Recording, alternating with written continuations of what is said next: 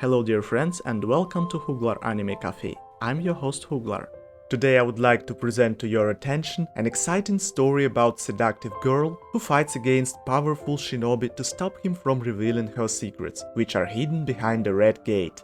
Shinobi is a skilled mercenary who is hired to carry out missions that involve assassinations and covert operations.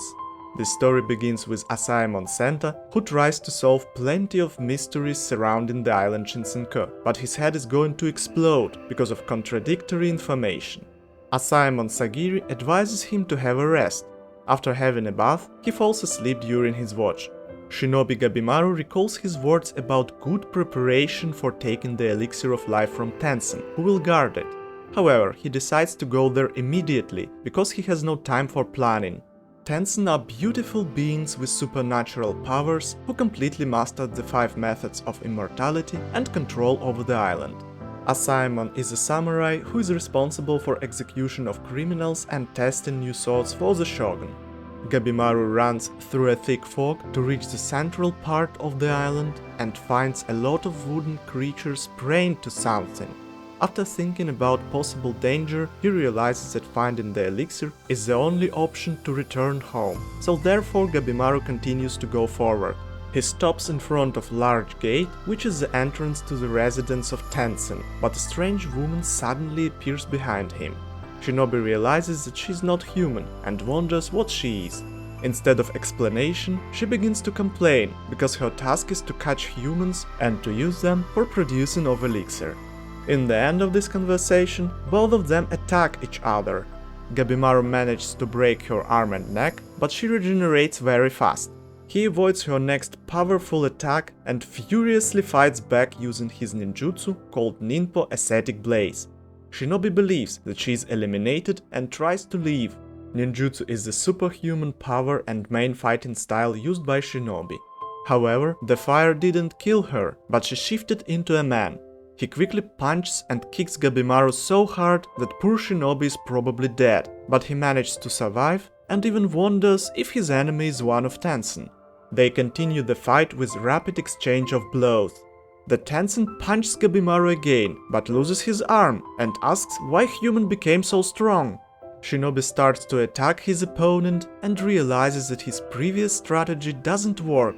He dodges plenty of Tenzin's attacks and kicks his enemy in the stomach.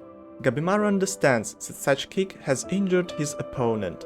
However, the Tenzin turns into woman again and shoots him with an energy coming from her palms. Shinobi tries to block the energy projectiles, but receives a direct hit. Being stunned, he recalls his wife and wants to come back home alive no matter what. Gabimaru fiercely fights back and crushes his enemy, because his attacks were even faster than Tenzin's regeneration. However, Shinobi knows that defeated monster is not dead and asks him where is the elixir of life. The Tenzin laughs and starts blooming with various flowers.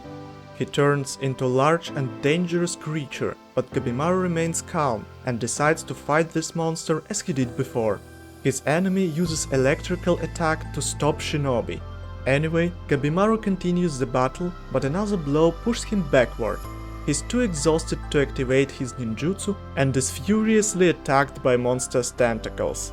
Gabimaru doesn't believe anymore that such world is real and wakes up after this nightmare. His wife Yui greets him after waking up and offers him a cup of tea. Her husband is glad to see her, but Shinobi also understands that it's his dream, and meanwhile the monster tries to kill him. Gabimaru slashes the tentacle and remembers the 20th lesson of Zenin from Iwagakure. If Shinobi faces death, he must take the enemy with him. Gabimaru instinctively activates his powerful ninjutsu and slightly injures the Tenzin. He recalls his wife and apologizes to her. However, Shinobi is saved by Mysterious Girl Mei, who creates a barrier which helps them to escape. After this fight, the monster turns into old woman. Meanwhile, Senta apologizes to Sagiri for losing Gabimaru in the mist. She forgives him, and their ally Hoko explains that ordinary people cannot orient themselves in such mist. Sagiri decides to search for her assigned criminal, but beautiful Kunoichi Yuzuriha says that it makes no sense to waste any time on finding Gabimaru. Hoko offers his assistance in guiding them to Horai, where Tenzin keep the elixir of life. After hearing this, Yuzuriha changes her mind and agrees to go after missing Shinobi. On the way to Horai, Kunoichi starts a conversation with Sagiri about Tensen, but Senta asks them to stay focused. Hoko tells that Tensen are 7 hermits. Meanwhile, Tensen discuss which gender they prefer to be. A Tensen with red flowers on his head likes being a man because of efficient construction of his body, but a pink-haired Tensen definitely likes to be a woman because of her seductive body. A Tensen with violet flowers on his head says that both genders are beautiful in their own way. A blonde-haired Tensen prefers to be male because it suits him better, but his girlfriend reminds him that he is a woman, enjoyed fooling around with her. Their discussion is interrupted by the leader of Tensen, who wants to inform everybody about a new group of intruders.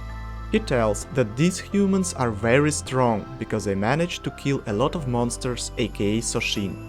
A blonde man blames an old-looking Tensen named Jujin for letting the humans escape and wasting too much Tao energy on the fight next to the gate.